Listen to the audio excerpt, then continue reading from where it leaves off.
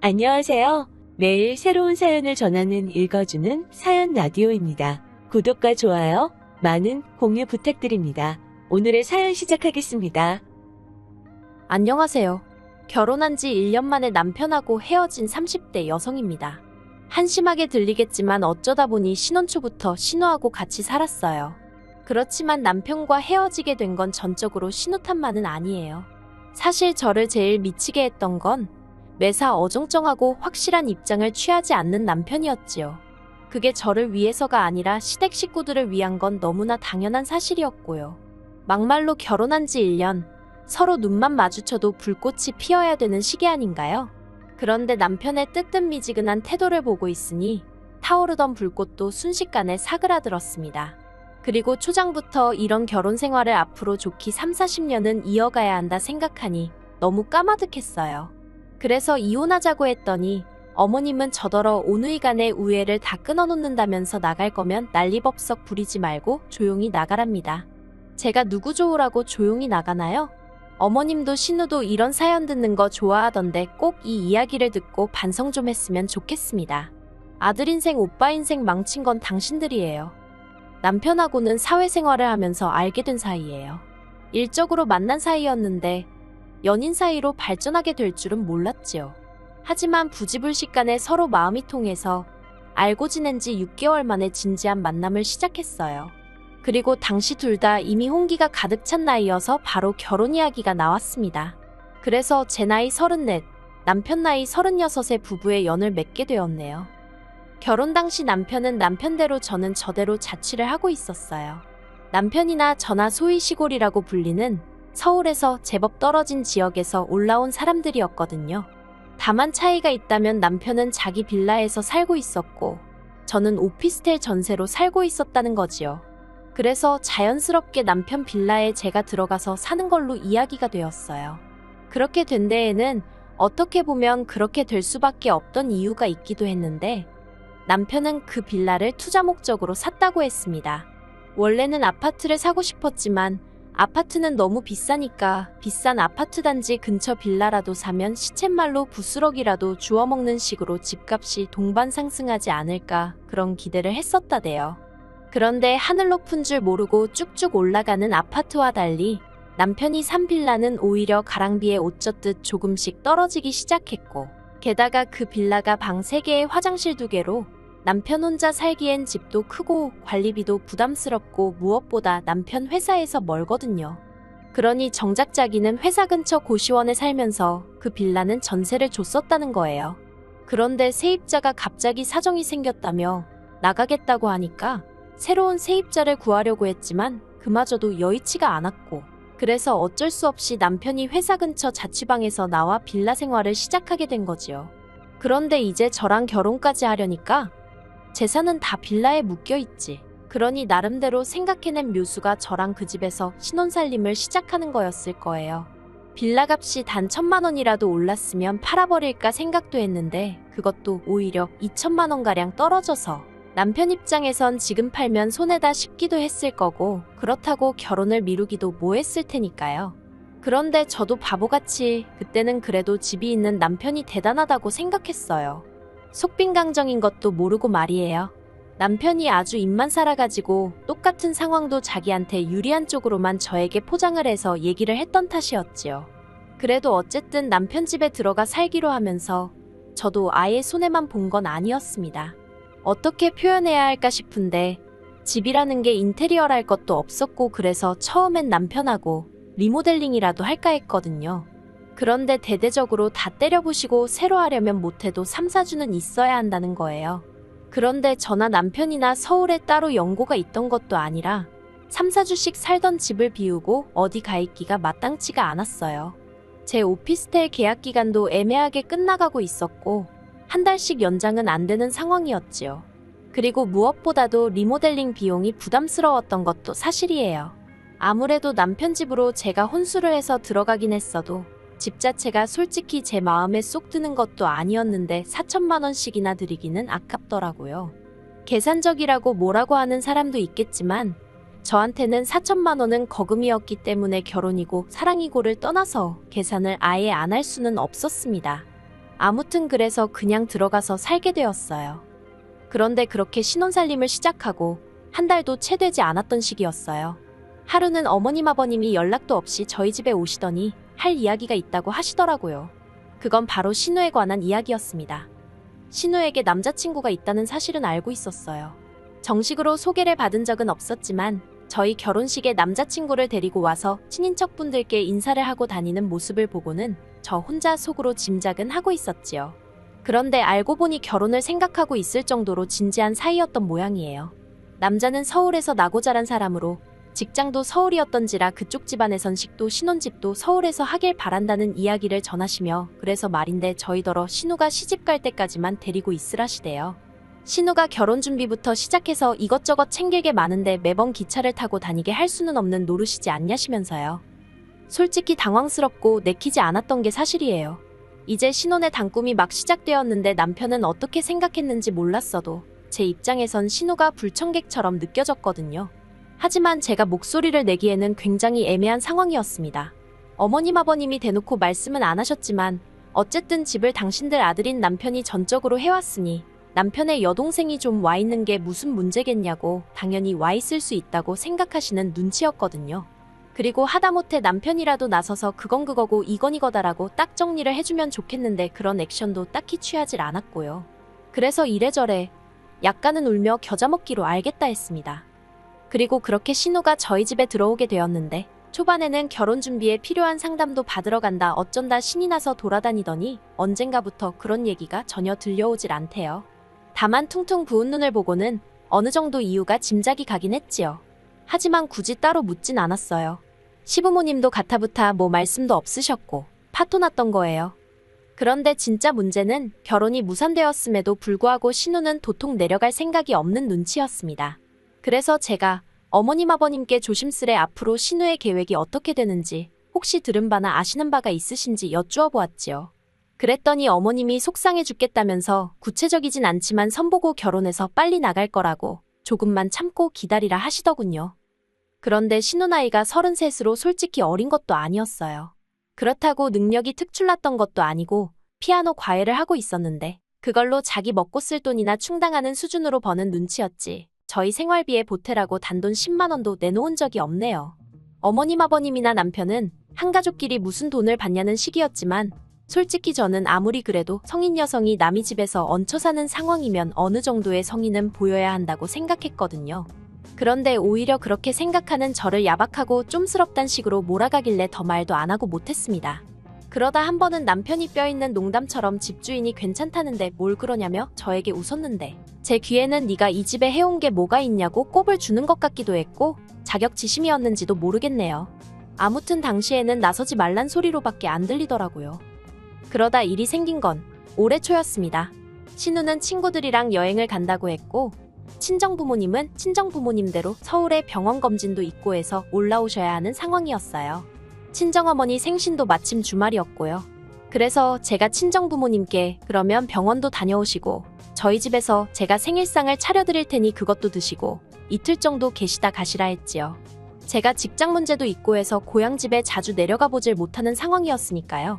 참고로 집에는 비어있는 방이 하나 있었고 가끔 시부모님이 오시면 주무시고 가시기도 하셨습니다.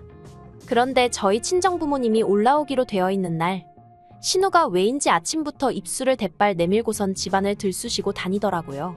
그리고는 기어이 11시쯤 나간다더니 안 나가고 있는 게 아니겠어요. 친정부모님 오실 시간은 다 되어 가는데 안 되겠다 싶어서 아가씨 안 나가냐고 물었습니다. 그러자 신우가 같이 여행 가기로 한 친구들과 싸웠다면서 기분 더러워서 안 갈 거랍니다. 그러더니 지방으로 쏙 들어가서는 방문을 걸어 잠그더라고요. 생각지도 못한 불편한 상황에 제가 이를 어쩌나 싶어 발을 동동 구르던 찰나 친정부모님이 오셨습니다. 어쨌든 친정부모님을 그냥 돌려보낼 순 없었으니 집안으로 모셨어요. 그리고는 준비한 음식을 꺼내 점심 식사를 차리고 남편과 저 그리고 친정부모님까지 모여 앉았지요. 방에 신우가 있는 걸 뻔히 알면서 저희 넷이서만 식사를 할 수는 없었으니 신우더러 아가씨도 나와서 같이 먹자고 방문을 놓고 했고요. 그런데 신우가 대뜸 짜증나게 말 시키지 말라면서 음식 냄새 나는 거 비위상하니까 빨리 먹고 치워요 그러는 겁니다. 순간 황당하기도 하고 민망하기도 하고 화가 솟구치대요. 100번 양보해서 저한테 말본새가 그 모양인 건 참는다 쳐도 저희 친정부모님이 오신 걸 뻔히 알면서 나와서 인사 안 한 거. 그래 사돈지간이니까 윗사람 아랫사람이 어딨냐고. 왜 내가 먼저 인사해야 되냐고 따진다면 그것도 100번 양보한다 쳐요. 하지만 아무리 그래도 저희 부모님이 어른이고 손님인데 지 기분 나쁘다고 방문에다 대고 새언니인 저한테 악을 써대는 게 정상인가요? 그러자 저희 친정어머니가 괜히 당신들이 와서는 사돈처녀가 편하게 쉬지도 못하게 되었는가 보다며 어찌나 민망해 하시던지 너무 속이 상하는 거예요. 게다가 남편도 자기가 사위면 저희 부모님께 그런 게 아니다 라던가 하다못해지 여동생한테 말이라도 말 그따위로 하지 말라고 한마디는 해줘야 하잖아요. 그런데 어휴 날짜를 잘못 잡으셨어요. 저희 친정부모님께 날짜를 잘못 잡았답니다. 저희 친정어머니 생신인 걸 몰랐어도 문제고 아는데 그런 소리를 했다면 그것도 문제인 거지요. 아무튼 여러 가지로 기분 잡쳤고 친정부모님은 그냥 병원에 갔다가 고향집으로 내려가시겠다면서 일찍 자리를 뜨셨어요. 그렇게 친정부모님이 가시고 너무 속이 상해서 저도 모르게 눈물이 나오더군요. 그런데 그때 신우가 방에서 기어 나오더니 갔어요? 그럽니다. 그리고는 나와서 냉장고를 열더니 저희 친정어머니가 제가 좋아하는 반찬 몇 가지를 해다 주셨거든요. 그걸 보고는 아, 같이 쓰는 냉장고에 냄새나게 이게 뭐냐며 갖다 버려요 그러대요.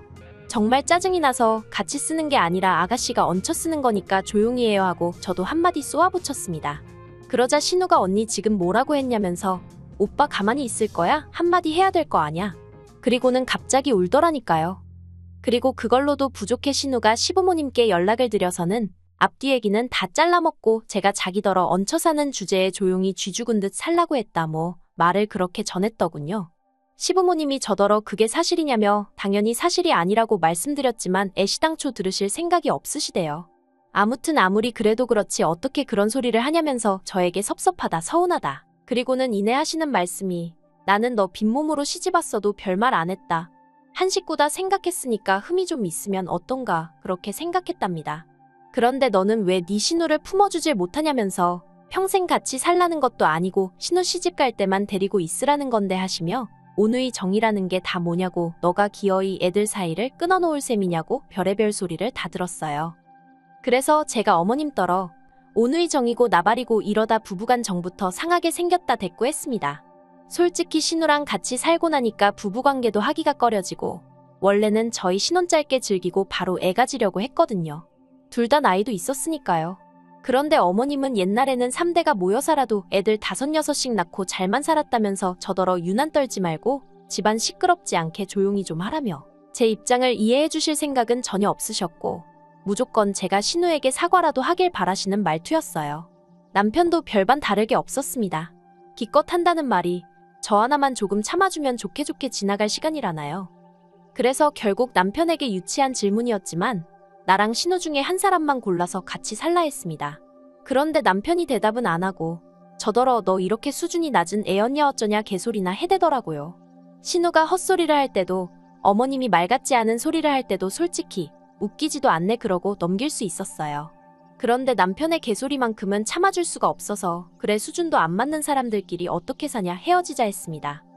그런데 남편이 저더러 그런 소리 할 거면 네 짐만 챙겨서 나가라대요. 그래서 저도 뒤도 안 돌아보고 제 짐 챙겨서 나왔지요.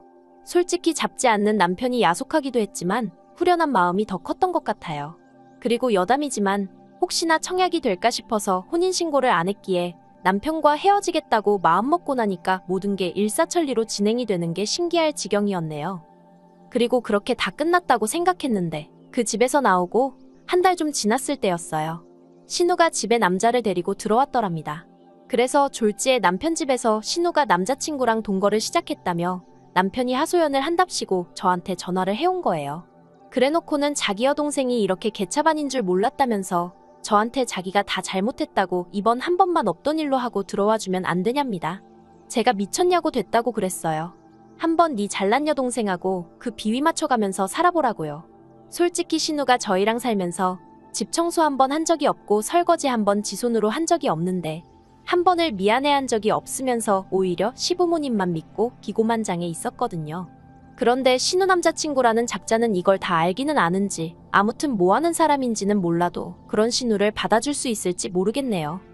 솔직히 저는 금전적으로 손해를 본 건 없지만 남편과 연애까지 포함한 그 시간들을 생각하면 제 인생을 낭비한 것 같아 너무 속상하고 마음이 쓰립니다. 그래도 이렇게 인생을 배웠다 생각하고 더는 미련을 두지 않는 것이 좋겠지요. 친정부모님도 아무리 돈이 있으면 뭐하냐고, 사람 같지 않은 것과는 상종하지 않는 게 정신건강에 좋다며 차라리 잘 됐다고 그러세요. 그리고 저는 얼마 전 작은 아파트 하나를 샀습니다. 결혼 전 오피스텔 전세 계약이 끝나고 돌려받은 보증금에 친정부모님이 약간 도와주시고 대출도 좀 받아서 마련했어요. 남편이랑 살던 집에 비하면 사이즈는 작아도 아주 신식입니다. 그리고 불현듯 그놈의 집구석에 리모델링한다고 돈을 처바르지 않아서 다행이다 싶네요. 그 다 허물어지는 것 같은 빌라도 집이라고 의기양양하던 남편이나 시부모님을 생각하면 가소롭다고 해도 될까요? 아무튼 오늘 이후로 다시는 전 남편이나 그쪽 사람들에 대해서는 아예 생각도 하지 않을 거예요. 그리고 장담컨대 신우는 그 말본새 못 고치면 시집 못 갑니다. 어른이고 윗사람이고 모르는 아나무인에 능력이 있는 것도 아니면서 정신 좀 차리고 살았으면 좋겠네요. 긴 이야기 들어주셔서 감사합니다. 오늘의 사연은 여기까지입니다. 구독과 좋아요, 알람 설정해주시면 앞으로 더 좋은 사연으로 찾아오겠습니다. 감사합니다. 안녕하세요. 매일 새로운 사연을 전하는 읽어주는 사연 라디오입니다. 구독과 좋아요, 많은 공유 부탁드립니다. 오늘의 사연 시작하겠습니다. 안녕하세요. 결혼 7년 차에 아이 하나를 키우고 있는 30대 여성입니다. 제가 이렇게 여기에 찾아온 건 제가 비로소 남편과 완전히 남남이 되었거든요. 그래서 그동안 어디에도 말하지 못했던 제 이야기를 마지막이다 생각하고 허심탄회하게 털어놓으러 왔어요. 물론 다 끝난 마당에 구질구질하게 못하러 옛날 이야기를 하냐 하는 사람들도 있겠지만요. 제 나름대로의 마지막 의식이라고 생각해 주시면 감사하겠네요. 남편과 결혼 이야기가 오가던 당시만 하더라도 남편은 물론이고 시댁 식구들과도 사이가 안 좋은 건 아니었어요. 만약에 그랬다면 결혼 자체를 하지 않았겠지요. 남편과는 지인의 소개로 만나 인연을 사귀었는데 당시 남편은 회사를 다니는 직장인이었어요. 다만 공무원 시험에 3년이란 시간을 쏟아붓고 그래도 결과가 좋지 않아 뒤늦게 직장 생활을 시작한 경우였거든요. 그래서 결혼 이야기가 나왔을 때도 모아놓은 돈이 많지가 않더라고요. 그런데 지금이라면 돈을 좀 더 모으고 결혼하자 했을지도 모르겠지만 그 당시에는 제 나이가 32로 홍기가 꽉 찼었다고 해야 할까요? 그렇다 보니 친정부모님 주변에서 딸은 언제 시집가냐, 그래서 손주는 언제 안아보냐 간섭하는 친인척들이 꽤나 계셨던 것 같아요. 친정부모님은 돈도 돈이지만 홍기를 놓치지 않았으면 좋겠다며 결혼을 그냥 진행하라 하셨습니다. 그리고 솔직히 저도 한 살이라도 어리고 예쁠 때 드레스를 입고 싶은 마음이 있었거든요. 그래서 남편이 모은 돈이 2,500밖에 없었지만 결혼을 진행하게 되었어요. 저는 당시 4천 정도 모아둔 돈이 있었네요. 그런데 시댁에 인사를 드리러 간 날, 시댁에서는 당신들 노후 준비는 되어 있는 상황이었지만 결혼하는 자식한테 목돈을 해주기는 어렵다고 하셨습니다. 실제로 남편보다 3살 많은 신우도 시집갈 때 거의 아무것도 받지 않고 갔다면서요. 솔직히 시부모님이 해놓고 사는 걸 보면 그렇게 빠듯해 보이지는 않았지만 어쨌든 없다고 하시는데 제가 그걸 추궁할 것도 아니고 당장 남편도 별말 없이 가만히 있었거든요. 그래서 조금은 서운한 마음이 들었지만 알겠다고 했습니다. 그렇게 7천이 조금 안 되는 돈을 가지고 신혼집을 알아보기 시작했어요. 그런데 저희가 가진 돈으로는 선택지가 많지 않더라고요. 아무리 발품에 손품, 눈품까지 팔아봐도 제대로 된 집에 들어가기란 하늘의 별 따기처럼 느껴졌달까요. 오죽하면 부동산에 갔다 온 날이면 저도 모르게 눈물이 나서 퉁퉁 부은 눈으로 잠들기도 했지요. 그리고 이런 상황을 제가 아무리 티내지 않으려고 했어도 결국 친정어머니가 눈치를 채셨던 모양입니다. 하루는 저를 불러 마음 같아선 다른 부모들 마냥 목돈을 척척 내주고 싶은데 그렇게 해주질 못해 미안하다 하시대요. 그러면서 사정상 준다고는 못하지만 필요하면 엄마가 빌려줄 수는 있다며 이자는 안 줘도 된다고 멋쩍게 웃으셨지요. 솔직히 당시 남편이나 저나 200에서 250 언저리로 벌던 상황에 이자라도 아낄 수 있는 게 어딘가 싶대요. 그래서 염치불구하고 친정부모님한테 손을 벌렸습니다. 8천 빌렸어요. 그리고 이후로 있는 돈 싹싹 긁어서 서울 외곽에 지어진 지 거진 30년 가까이 되었던 아파트 하나를 샀습니다. 그리고 이걸로 시부모님하고 결혼 초부터 갈등을 빚게 되었어요. 결혼하고 나서야 알게 된 게 시부모님이 아예 돈이 없으신 게 아니었습니다. 신우가 빈손으로 시집을 갔다는 것도 거짓말이었어요. 돈을 안 해주면 저희가 결국에 시댁에 들어와서 살 줄 아셨답니다. 제가 평소에 멋도 안 부리고 수수하게 다녀서인지 친정에도 돈이 없을 거라고 당신들끼리 마음대로 생각하고서는 한마디로 돈도 없으면서 지들이 뭔 수로 버티겠냐 들어와서 살 거다 그렇게 생각하셨던 모양이에요. 그런데 제가 보란듯이 친정에서 돈을 빌려다 집을 사버렸으니 게다가 제가 아파트를 제 명의로 했거든요. 남편도 그때는 양심은 있었는지 공동명의의 기억자도 안 꺼냈어요. 그런데 이제 흠잡을게 마땅치 않으셨는지 그 사실을 아시고는 굉장히 언짢아 하시더라고요. 저더러 너는 뭐하나 집안어른들하고 상의하는 법이 없다면서 그렇게 전부 다 네 멋대로 하고 살 거면 결혼은 왜 했냐 혼자 살지. 정말이지 별소리를 다 하셨어요. 그리고 그런 구박은 애를 낳은 이후로도 한동안 계속되었습니다. 하지만 그런 말도 안 되는 억지와 오해들도 다 참았습니다. 언젠가는 알아주시고 인정해주시겠지 하는 마음으로요. 그런데 그런 시간은 끝끝내 찾아오지 못할 거예요. 왜냐하면 작년 초에 어머님이 치매 판정을 받으셨거든요. 사실 언젠가부터 어머님은 갑자기 당신이 지금 어디 있는지를 모르겠다며 전화를 해오시기도 했고 걸핏하면 핸드폰을 잃어버리셨어요. 심지어 언젠가는 가족끼리 외식차 방문한 식당에서 느닷없이 잠에 드시기도 하셨지요. 그런데 이럴 때마다 온 가족이 어머님이 피곤하신 거다. 이게 다 며느리인 제가 제대로 못 챙겨서 그렇다는 식으로 얘기했을 뿐 누구 하나 심각하게 생각하는 사람이 없었습니다. 저 혼자만 설마 하면서도 괜히 말을 꺼냈다 다들 어떻게 생각할지 몰라서 생각만 하고 말았던 것 같아요. 그러다 결국 건강검진차 들렸던 병원에서 치매가 의심된다며 큰 병원에 가서 검사를 받아보길 권유받았고 그렇게 현실을 마주하게 된 거지요. 그리고 결과를 받아들고 얼마 지나지 않아 어머님의 증상은 급속도로 악화되기 시작했어요. 갑자기 울거나 웃으시는 등의 감정 표현도 격해지셨고 그러다 지난 6월 어머님이 아버님을 후라이팬으로 때리셨는데 아버님이 어머님한테 그때 처음 맞아보셨대요. 여담이지만 젊었을 적에 아버님이 어머님을 어지간히 힘들게 하셨다더니 그때 맺힌 게 나온 거 아닌가 싶어요. 아무튼 그러면 아버님도 어머님이 어쨌든 환자니까 그냥 넘어가 주셨으면 좋았을 텐데 그 와중에 어머님을 같이 때리셨나 봐요. 그나마 그 현장을 타이밍 좋게 신우가 봐가지고 그래도 어쨌든 집안이 시끄러웠습니다. 정말이지 그때를 생각하면 지금도 아찔하네요. 그리고 보다 못한 제가 남편한테 조심스레 요양원 이야기를 꺼냈습니다.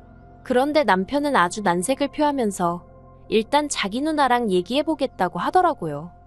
그런데 얼마 후 신우가 연락을 해와서는 저더러 시댁 근처로 이사를 하라더군요. 아버님 혼자서 어머님을 어떻게 돌보냐면서 자식들이 옆에서 들여다봐야 하지 않겠냐고요. 저도 물론 아버님이 힘드실 건 잘 알고 있었습니다. 평생을 대접받고만 사시던 분이 갑자기 아이가 되어버린 어머님을 돌보며 살려니 여러 가지로 애로사항이 많으셨을 거예요. 하지만 저는 아이 때문에라도 친정의 도움이 필요했는데 시댁 근처로 이사를 했다간 친정하고 거리가 1시간 넘게 멀어져 버리니 그럴 수가 없었지요. 그리고 전업인 신우와 달리 저는 맞벌이를 하고 있었기 때문에 시간적 여유가 없었어요. 제가 회사를 관둬도 될 만큼 남편이 월급을 많이 받는 것도 아니었고요. 그래서 결국 합의한 게 저더러 주말마다 아이를 친정에 맡기고 시댁에 내려오랍니다. 와서 아버님이 미처 하지 못하시는 집안일들을 해드리라나요. 솔직히 이미 평일 내내 일과 육아로 지치는 생활이었는데 주말까지 반납하고 일하라고 하니 세상 천지 어느 며느리, 아니 자식이라도 좋을 리가 없었지요. 그래도 어쩌겠나 싶대요. 막말로 어머님이 무슨 죄가 있어 치매를 앓게 되신 것도 아니고 그래서 그래. 할 수 있는 만큼은 해드리자 생각하고 알겠다 했습니다. 그런데 말이 좋아 주말이지. 아버님이 저더러 금요일 저녁에 내려와서 월요일 새벽녘에나 올라가라 하시더군요. 뿐만 아니라 남편은 이 일 저 일을 핑계로 빠지는 일이 잦았지만 어찌된 일인지 저는 그럴 수가 없었어요. 그랬다간 아버님으로부터 불호령이 떨어질게 불보듯 뻔했으니까요. 그래서 결국 전 주말마다 내려가 어머님이 엉망으로 만들어 놓으신 집 치우고 빨래하고 반찬하고 솔직히 할 일이 얼마나 많던지 야근을 하더라도 사무실에서 일을 하는 게 그리울 정도였어요. 게다가 신우 말로는 평일 내내 매일같이 자기가 시댁을 들여다본다는데 도대체 뭘 하는 건지. 제가 해놓은 반찬 말고 다른 반찬은 눈을 씻고 찾아봐도 보이지 않았고, 평일 중에는 빨래 한 번을 돌리지 않는 건지 주말마다 산더미 같은 빨래가 저를 기다리고 있었습니다. 어머님이 실수를 많이 하시게 되면서 빨래가 어마어마하게 쏟아져 나왔거든요. 그리고 그렇게 석 달쯤 생활을 하다 보니까 당장 내 자식이 가고 싶어하는 그 동물원 한 번을 못 데려가면서 이렇게 시댁에서 종노릇이나 하고 있는 게 맞나? 그런 생각이 들대요. 하지만 그럴 때마다 적어도 남편이 표현은 안 해도 속으로 고마워하고는 있겠지. 누가 됐건 간에 내 공로를 언젠가 알아는 주겠지. 그런 막연한 믿음이 있었답니다. 그래서 참고 또 참았달까요? 그러다 얼마 후 저는 생각지도 못한 임신 소식을 확인하게 되었습니다. 계획에 있던 임신은 아니었지만 너무 감격스러웠어요. 항상 아들 하나 딸 하나 있으면 좋겠다 생각했기에 당시에는 아들인지 딸인지도 몰랐는데도 벌써부터 기쁘더라고요. 친정부모님의 도움을 좀 더 오래 받게 되면서 죄송한 마음이 컸지만 친정부모님은 그런 건 신경 쓰지 말라며 축하해 주셨습니다. 첫째 때는 사는 게 빠듯해서 산후조리원 구경도 못했는데 이번에는 그러지 말라면서 친정부모님이 따로 500만 원도 챙겨주셨지요. 그런데 시댁의 반응은 냉담했습니다. 제가 임신 소식을 알리며 더 이상 주말마다 시댁에 내려갈 수 없다고 말하자 신우가 처음 했던 말이 저더러 왜 그렇게 사람이 경솔하냐대요. 황당해서 경솔하다니 그게 무슨 소리냐 했습니다. 그러니까 신우가 정말 나을 거냐면서 자기가 수술비는 대줄 테니 이번에는 포기하라는 사람으로서는 감히 입에 담을 수도 없는 말을 꺼냈어요. 미안하지만 자기한테는 자기 어머니가 더 소중하다면서 저한테도 있는 사람부터 챙기는 게 맞지 않냐며 생각을 잘 좀 해보라고요. 제가 말도 안 되는 소리라고 나을 거라 했습니다. 그랬더니 아버님은 한다는 말씀이 그래 나으려면 나아라. 그런데 애 낳는 거랑 시댁에 내려오는 거랑 무슨 상관이냐입니다. 제가 체력적으로 힘들어서 안 된다고 했더니 그러면 회사를 관두고 아예 시댁에 내려와서 지내면 되겠다나요. 한참을 듣고 있다가 어이가 없어서 두 분 다 진심이시냐 했습니다. 그리고는 남편더러 무슨 말이라도 좀 해봐 그랬어요. 그런데 남편이 입을 꼭 다물고 아무 말도 안 하고 있더라고요. 결국 이도저도 해결이 안 나고 그렇게 저랑 남편이 집으로 돌아왔습니다. 남편더러 왜 가만히 있었냐고 따졌어요. 그리고 그렇게 어머님 상태가 걱정되면 당신이 내려가서 아버님이랑 같이 지내라 했지요. 그랬더니 기껏 한다는 소리가 어머님도 여자니까 같은 여자가 편하지 않겠냐는 거예요. 자기 이름도 잊어버리시고 막말로 똥오줌도 못 가리시는 양반한테 그런 게 중요했을까요? 도무지 말이 통하는 것 같지 않아서 남편더러 난 이제 두 손 두 발 다 들었다고 알아서 하라 했네요. 그러자 남편은 무슨 딱따구리도 아니고 계속해서 같은 말을 반복했어요. 기왕 시작한 거 조금만 더 해주면 안 되냐고요. 그러더니 급기야 한다는 말이 저더러 저러다 어머님 돌아가시면 후회 안 할 자신 있냐대요. 어이가 없어서 남편더러 당신은 자신 있냐고 물었습니다. 그랬더니 또 묵묵부답. 그런 의미 없는 말다툼을 몇 번이고 반복해야만 했어요. 그리고 스트레스 때문인지 결국 일주일 후에 저는 아이를 떠나보내야만 했습니다. 유산을 한 거지요. 수술을 마치고 병원에 누워있는데 하염없이 눈물만 흘렀어요. 그런데 그때 병실에 남편하고 신우가 들어오더니 그러면 언제부터 움직일 수 있는 거야? 이번 주말에는 움직여도 괜찮다지? 아버지가 걱정이 많으셨어. 그럽니다. 온몸에 소름이 쫙 끼치더라고요. 피는 못 속인다더니 이것들이 사람이 맞나 싶었지요. 저는 둘에게 나가달라고 내 평생 시댁에 가는 일은 없을 거다 했습니다. 주변에 사람들이 있어서인지 둘 다 얼굴만 울그락불그락거릴 뿐 뭐라 말은 더 안 하대요. 그리고 퇴원 후 저는 친정으로 향했습니다. 그때부턴 친정아버지와 함께 움직였어요. 부동산에 집도 내놓고 가정가구도 하나씩 정리했습니다. 제 짐도 전부 다 친정으로 옮기기 시작했고요. 참고로 유산을 확인한 날 이혼하는 쪽으로 마음이 완전히 돌아섰거든요. 유산의 원인이 시댁 식구들 그리고 특히나 남편이라는 건 너무나 확실했기에 그러면 제가 죽으면 죽었지 제 자식 죽인 사람하고 살부대 끼면서는 살 수가 없었으니까요. 남편이 자꾸 제 연락을 피해서 남편 회사에 등기로 이혼 서류를 보냈습니다. 그런데 남편이 다 찢어버렸다면서 100번 1000번을 보내보라고 자기가 도장 찍을 것 같냐면서 연락을 해왔어요. 그래서 제가 그러면 변호사 선임하겠다 했습니다. 그랬더니 진짜 그렇게까지 해야겠냐면서 자기더러 어쩌라는 거냐대요. 그러면 뭐 아픈 어머니를 버리기라도 하라는 거냐면서. 그래서 제가 남편더러 당신이 뭘 얼마나 했는데 어머님을 버리기식이나 하냐 했습니다. 그리고는 나는 당신한테 이제 기대하는 것도 바라는 것도 없으니 이혼 서류에 도장이나 찍어달라 했어요. 그리고 저는 아버님으로부터도 연락을 받게 되었습니다.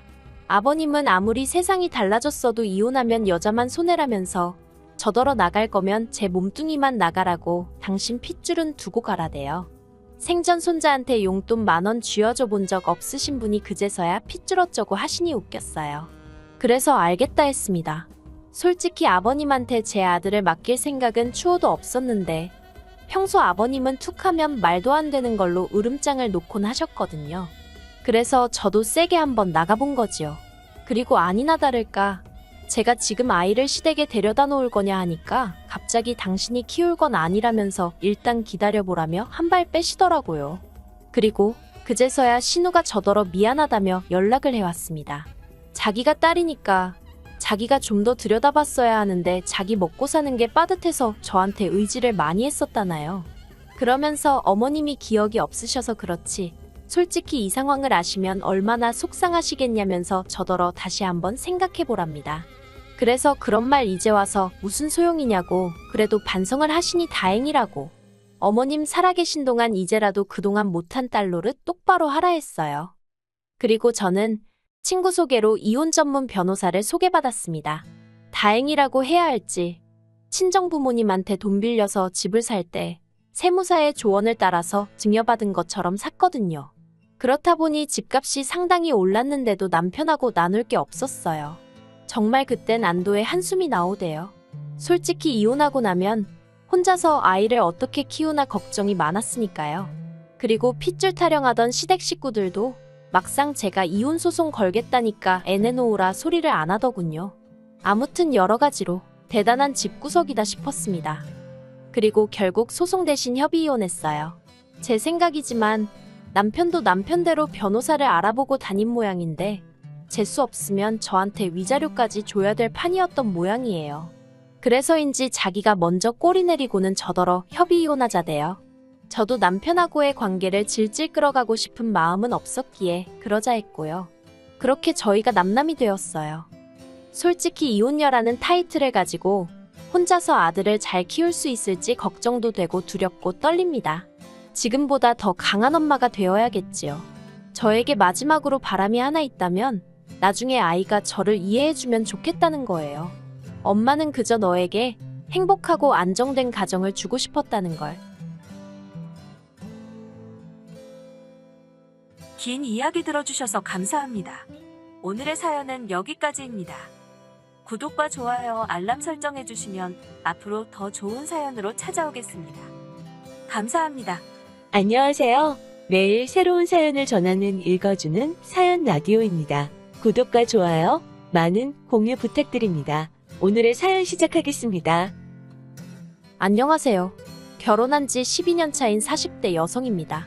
지금까지 남에게 피해 끼치지 않고 가정을 제일 우선시하며 최선을 다해 살아왔다고 생각하는데 생각지도 못한 남편 요구 때문에 이혼 소송 중입니다. 남편은 지금도 제가 왜 이혼을 하자고 그러는지 이해가 안 된다며 자기가 오히려 억울하다는데 정말 어디다 속 시원하게 하소연할 곳도 마땅치 않아서 여길 왔어요. 저보다 8살이 많은 남편과는 지인의 소개로 만났습니다. 당시 저는 30살로 평범한 회사에서 사무직으로 일하고 있었고 남편은 작은 식당을 운영하고 있었네요. 솔직히 이혼 소송 중인 상황에서 제가 남편을 어떻게 만났는지라던가 남편이 어떤 사람이었는지던가 뭐가 되었건 간에 보기 좋게 그럴듯하게 포장하고 싶은 마음은 추호도 없습니다. 그러니 모든 것을 허심탄회하게 털어놓을게요. 남편을 소개받을 당시 지인은 남편이 식당을 운영하고 있고 시부모님이 재산도 꽤 있다고 했어요. 그리고 저는 단순한 연애 상대를 찾는 것이 아니라 결혼을 전제로 한 진지한 만남 상대를 찾고 있었거든요. 그래서 상당한 나이 차이에도 불구하고 한번 만나볼까 하는 생각을 갖게 된 거지요. 그런데 그렇게 만난 남편과는 조건을 떠나서 8살의 나이 차이가 무색하리만치 말이 잘 통했습니다. 그동안 비슷한 나이대의 남자들과 만나면 늘 철들지 않은 어린애들과 이야기하는 것 같았는데 그런 면에 있어서 남편은 아주 다르더라고요. 대화의 주제 또한 얼마나 다양했는지 재테크부터 시작해서 정치까지 거침이 없었어요. 그래서 하루가 다르게 제가 먼저 남편에게 빠져들어갔네요. 그리고 그렇게 사귄 지 1년쯤 되던 해 남편이 저에게 프로포즈를 해왔습니다. 이미 남편이 하루빨리 프로포즈를 해주길 기다리던 저로서는 생각하고 말고 할 것도 없이 오케이였어요. 그런데 남편이 프로포즈를 하면서 하는 말이 서울 외곽이긴 해도 아파트도 이미 준비되어 있다고 하더라고요. 저는 거기까지 기대했던 것은 아니었기에 조금 당황스러우면서도 솔직히 기쁜 마음을 감출 수 없었습니다. 친정부모님도 이러한 상황을 알게 되시고는 처음에는 나이 차이가 많이 나서 부담스럽다 내키지 않는다 하셨던 마음이 조금 풀린 듯한 눈치였어요. 아무튼 그래서 남편이 집을 책임지고 제가 혼수를 책임지고 그렇게 식을 올리게 되었습니다. 하지만 막상 식을 올리고 얼마 지나지 않았을 때 저희가 살고 있는 아파트가 남편 명의가 아니라 시부모님 명의로 되어 있다는 사실을 알게 되었어요. 제가 남편더러 왜 시부모님 걸 당신 거라고 했냐고 따지니 어차피 돌아가시면 자기가 받을 거니까 똑같은 거 아니냐대요. 그러면서 덧붙이기를 세금이랑 여러 가지 문제가 복잡하게 얽혀 있다 보니 그렇게 된 거라며 너무 신경 쓰지 말랍니다. 그리고 저는 그때 결혼한 지 얼마 되지도 않은 신혼에 그런 문제로 다투는 게 왠지 남사스럽다고 생각했어요. 어디다 속 시원하게 어떻게 하는 게 좋을지 물어볼까도 생각했지만 한편으론 왠지 쪽팔린 것 같기도 하고 남들이 저를 멍청하게 볼까봐 걱정도 되대요. 그래서 나름대로 좋은 쪽으로만 생각하고 보려고 했습니다. 남편 말대로 언젠가 어머님 아버님이 돌아가시면 남편이 물려받을 텐데 너무 생각을 많이 하지 말자. 그렇게 스스로를 이해시키려고 했지요. 아무튼 이후로 저희는 어느 다른 부부들처럼 평범한 결혼 생활을 이어갔습니다. 좋은 날이 있으면 힘든 날도 있듯이 저희도 그렇게 웃고 울며 10년이 넘는 긴 세월을 함께 해왔지요. 그리고 솔직히 말이 나와서 말이지만 남편과 사는 동안 진지하게 이혼을 생각했던 적도 있어요. 그건 바로 아이가 유치원에 들어가던 시기에 남편이 주식을 했을 때였습니다. 저와 상의 한마디 없이 식당을 담보로 잡아 대출을 받았고 그 돈으로 주식에 투자를 했더라고요. 그리고 그 액수가 자그만치 7천이었습니다. 수습도 할 수 없을 만큼 일이 커지고 나서야 남편이 저에게 닭똥 같은 눈물을 흘리며 어떻게 하면 좋겠냐며 상황을 알려왔는데 단순히 화가 나는 게 아니었어요.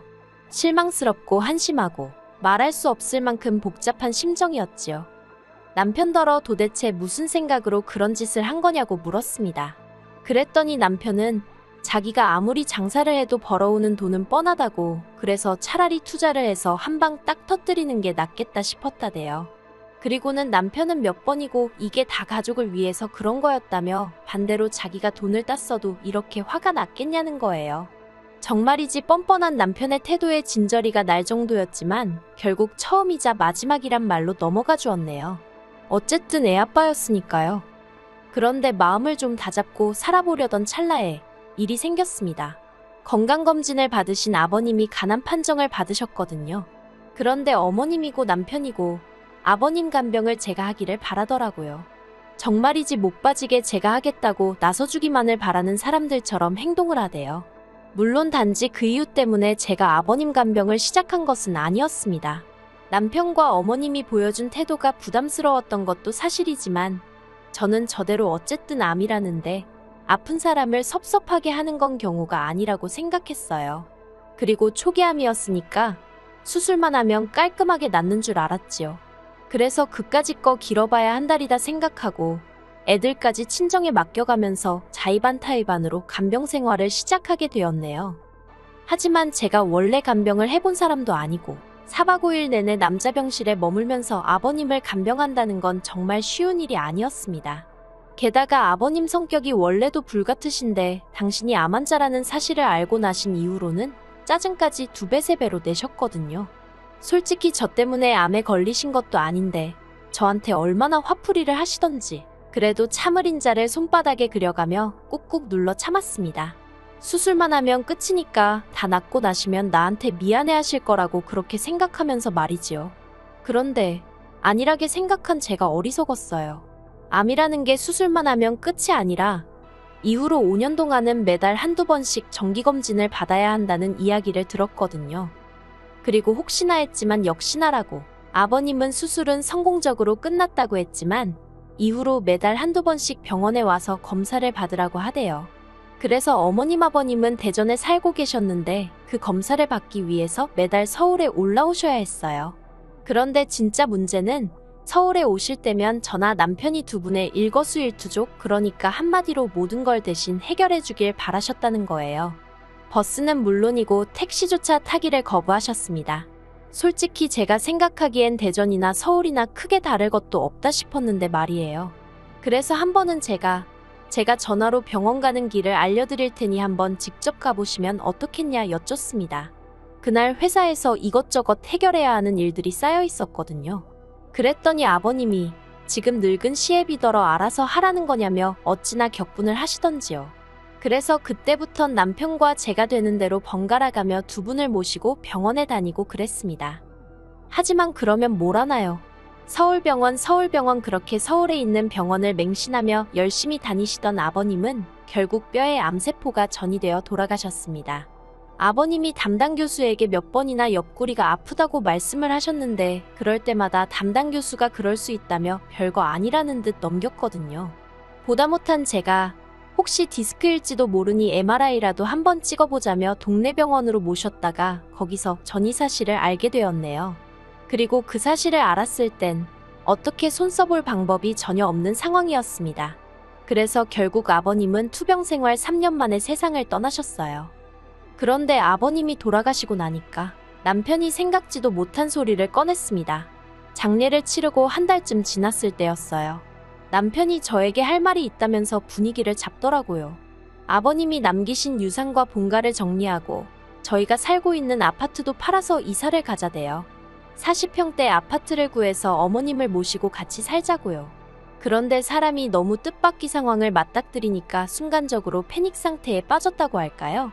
말도 제대로 안 나오는 거예요. 그리고 남편은 그 틈을 놓치지 않고 저에게 속사포처럼 자기 생각을 쏟아냈습니다. 어머님이 무릎도 안 좋으신데다가 본가에는 아버님과의 추억도 많으시고 그런 곳에 혼자 계시게 하려니 자식으로서 마음이 편치 않다면서 모시고 살았으면 좋겠답니다. 어머님이 저를 시집살이 시키고 그럴 분도 아니고 오히려 아이들 키우는 데 있어서 저희가 어머님으로부터 도움을 받을지도 모른다면서요. 혼자서 얼마나 오래 생각을 했는지 말이 한번 끊어지지도 않고 그 입에서 줄줄줄 나오는데 기가 차대요. 저는 남편에게 모시고 사는 건 안 된다고 딱 잘랐습니다. 지금도 회사 다니면서 애 둘 케어하기도 힘들어 죽겠다고, 그런데 어머님까지 어떻게 모시고 살라는 거냐고요. 그랬더니 남편은 말이 모시고 사는 거지 집도 넓혀서 갈 거고 어머님이 생전 저한테 뭐 바라는 거 있으셨냐면서 저더러 무조건 싫다고만 하지 말고 좋은 쪽으로 생각을 좀 해보랍니다. 하지만 이건 뭐 생각해보나마나 문제였지요. 제가 남편더러 지금 어머님 연세가 얼마시냐, 앞으로 살다 보면 편찮아지실 거고 그러면 그 병간호는 또 내 몫이 될 텐데 아버님 때 너무 시달리고 고생을 해서 그런지 이제는 엄두가 안 난다고 같이 못 산다고 했어요. 그러자 남편이 한다는 소리가 너 유산 받기 싫어? 그러는 겁니다. 아버님 돌아가시면서 현금 1억 정도 남기셨고 땅도 조금 있고 뭐 두 분이 사시던 아파트, 그게 남편 말로는 몇 억은 한다대요. 그런데 솔직히 말해서 저 그 유산 그렇게 탐나지 않아요. 유산 받으면 뭐 그걸로 제가 제 옷을 사 입겠어요? 아니면 가방 하나를 마음 놓고 사겠어요? 결국엔 남편이 쥐어틀고 있을 거고 유산 받는다는 명분으로 고생은 저만 죽어라 할 게 뻔한데 제가 무슨 그 유산이 탐이 났겠어요. 그래서 남편더러 유산 안 받는 대신 안 모실 거라 했어요. 그런데 남편은 그때부터 전에 없는 폭언을 퍼붓기 시작했습니다. 저더러 이기적이고 철없는 여자라면서 저 같은 여자는 애들 엄마로서도 실격이래요. 애들이 나중에 뭘 보고 자라겠냐면서 나중에 저희 애들도 저를 버릴 거랍니다. 아버님 돌아가실 때까지 제가 제일 옆에 오래 붙어서 온갖 수발을 다 들어드렸는데 남편 기억 속에선 그런 건 다 어디로 간 건지 황당하더군요. 하지만 남편은 제가 말이 없는 이유를 제가 뭐라도 잘못해서 말을 못하고 있다고 생각한 건지 계속해서 말 같지도 않은 소리를 이어갔습니다. 저더러 40 넘어서 이혼녀 딱지 달면 어디서 저를 좋다고 하겠냐며 다니던 회사도 잘릴지 모른다나요. 그러면서 지금 이혼해봤자 네 손해야. 너는 며느리의 도리를 거부하고 있는 거라서 내가 이혼 소송 걸면 너는 끝이야 그러대요. 그런 소리까지 들으니까 저도 눈에 뵈는 게 없더라고요. 그래서 남편더러 그래 그러면 이혼하자 했습니다. 당신 말대로 나이 40에 이혼녀 딱지 그까짓 거 달아도 그만이라고. 그리고 나만 이혼녀 되냐고 그러면 당신도 이혼남 된다고 했습니다. 나이 50에 이혼남 딱지 달면 당신은 어디 가서 환영받을 것 같냐고 저도 똑같이 쏘아붙였어요. 남편도 제가 그렇게 나올 줄은 몰랐는지 그제서야 눈을 동그랗게 뜨고는 지금 말이라고 하는 거냐면서. 그리고 저는 이튿날 바로 이혼 전문 변호사를 찾았습니다. 솔직히 변호사 사무실에 가는 내내 아이들이 눈에 밟혔지만 마음을 독하게 먹었어요. 아이들도 언젠가 저를 이해해 줄 거라 믿으면서 남편에게 가타부타 말하지 않고 내용 증명 보냈습니다. 솔직히 그 과정 내내 제가 남편더러 나가라고 한 것도 아니고 그렇다고 제가 집을 나온 것도 아니었어요. 다만 아이들이 혹시나 상처를 받을까 걱정되어 친정으로 보낸 상황이었습니다. 그나마 방학이었으니 다행이었지요. 그런데 남편이 내용 증명을 받고서는 아주 생난리를 치대요. 네가 뭔데 이혼을 하냐마냐 하냐면서 이혼 소리를 꺼낸 건 자기였으면서 정작 제가 먼저 액션을 취한 게 화가 나는 모양이더군요. 그리고 결론부터 이야기하자면 결국 이혼했습니다. 1년간의 지리한 다툼 끝에 제가 이겼어요. 재산도 분할받았고 위자료는 기껏해야 돈 1,000만 원이나 받겠냐 했는데 그것보다도 훨씬 웃도는 돈을 받았네요. 그리고 아이들에겐 미안하지만 남편이 곧 죽어도 양육권을 포기하지 못하겠다 하더라고요. 자기는 양육비도 필요 없다면서 무조건 아이들을 데려가야겠다는 거예요. 솔직히 식당 일을 핑계로 애들하고 어디 한번 제대로 놀러 간 적도 없으면서 막상 이혼하는 마당에는 애들 욕심을 내는 걸 보니 어처구니가 없었지요. 그런데 제가 나쁜 엄마인 걸까요? 제가 10년 키웠으니 남은 10년은 남편이 키워도 되지 않을까 싶었습니다. 그래서 남편한테 양육권 넘겼어요. 친권을 준 것도 아니고 요새 세상이 어떤 세상인데 남편이 안 보여준다고 평생 못 보고 살고 그런 건 요즘 말도 안 되잖아요. 그래서 눈 딱 감고 양육권 포기했네요. 그런데 웃긴 게 남편과 이혼하고 완전히 남남이 되고 나서 얼마 지나지 않았을 때 어머님이 찾아오셨습니다. 합가 얘기 나오는 내내 남편 뒤에 숨어서 한 번도 저희 사이를 어떻게 조율해 주려는 시도조차 안 하신 분이셨어요. 솔직히 말해서 어머님이 조금이라도 아들 내외를 걱정했다면 아들한테라도 합가 안 해도 된다. 아니 하다못해 천천히 해도 된다. 일단 네 와이프 마음부터 달래줘라. 그런 소리는 했을 것 같아요. 하지만 아버님 간병 때도 그렇고 결정적인 순간에는 꼭 당신 아들 뒤에 숨어서 나는 아무것도 몰라요. 하고 계시는 분이셨습니다. 그런데 그런 분이 절 찾아오셔서는 다시 살림을 합치는 게 어떻겠냐입니다. 저는 제 귀를 의심했어요. 그런데 어머님 말씀이 듣다 보니까 얼떨결에 당신이 살림도 다 하시고 애들 케어도 다 하고 계신 모양이더라고요. 그러면 그렇지 집버릇 누굴 주나요? 저랑 살 때도 장사하는 게 무슨 벼슬인 것 마냥 집안일엔 손가락 하나 까딱도 안 하던 인간이에요. 그런데 어머님하고 산다고 뭐 얼마나 달라지겠어요? 어머님이야 매일 제가 치워둔 깨끗한 집에서 제가 차려드리는 음식이나 드시고 하셨으니 합가를 하면 얼마나 좋을 줄 아셨나 본데. 아무튼 어머님은 계속해서 아가아가라고 저를 부르시며 애들도 저를 찾는다고 자꾸 애들 이야기를 하시면서 제 마음을 돌리려고 하셨습니다. 하지만 저는 그런 어머님의 말씀을 단칼에 잘랐어요. 이혼하면서 재산 분할도 제대로 받았고 그래서 그 돈으로 저 혼자 살 수 있는 작은 아파트 하나 샀다. 위자료로 중고차도 한 대 샀다. 그리고 요새는 전에는 살림하느라 시간이 없어서 못했던 운동도 한다. 정말 사람 사는 것처럼 살고 있는데 너무 즐겁다고요. 그러니 이런 불쾌한 이유로 다시 연락하시거나 찾아오지 마시라 했습니다. 아이들은 잘 부탁드린다고 했네요. 그러자 어머님이 저더러 독한 X라며 너도 네 자식한테 똑같은 꼴을 당해보랍니다. 아니 어머님은 왜 당신 아들 때문에 고생하시면서 저한테 화풀이신 건지 그냥 불쌍하다 생각하고 내내 건성으로 대답하고 먼저 등 보이고 나왔어요. 속이 후련합니다. 아이들한테 미안한 건 미안한 거지만 제 인생도 소중하니까요. 만약에 애들 아빠가 정말 애들 못 키우겠다 하면 그때는 친권까지 싹 가져올 생각은 있어요. 그저 저에게 남은 소원이 있다면 언젠가 애들이 이런 제 마음을, 제 사정을 이해해줬으면 할 뿐입니다. 긴 이야기 들어주셔서 감사합니다. 오늘의 사연은 여기까지입니다. 구독과 좋아요, 알람 설정해주시면 앞으로 더 좋은 사연으로 찾아오겠습니다. 감사합니다.